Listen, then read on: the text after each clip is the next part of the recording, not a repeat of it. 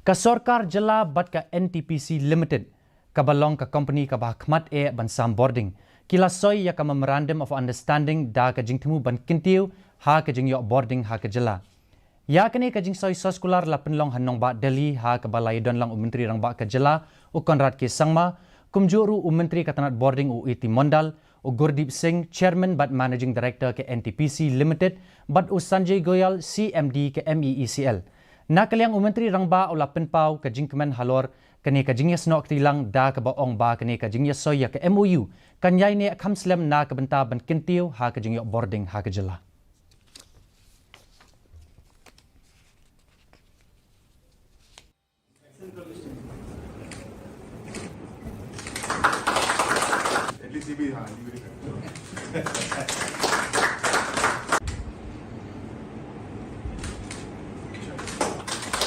Accordingly, we were discussing with Ntpc, who are having all experience, knowledge and infrastructure to give an associate with us to bail out of this situation.